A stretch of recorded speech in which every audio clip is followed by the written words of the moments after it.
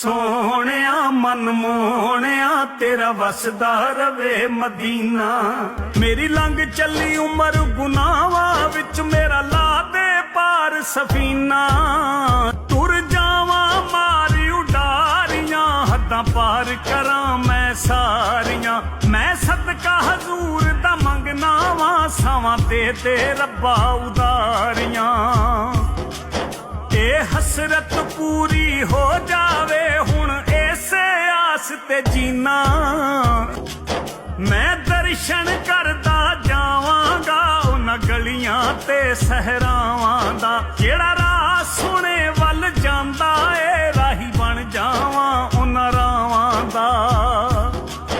ਉਦੋਂ ਦਿਲ ਦੀ ਹਸਰਤ ਵੱਧ ਜਾਂਦੀ ਜਦੋਂ ਆਉਂਦਾ ਮਲਾਦ ਮਹੀਨਾ। ਸੋਹਣਿਆ ਮਨ ਮੋਹਣਿਆ ਤੇਰਾ ਵਸਦਾ ਰਵੇ ਮਦੀਨਾ।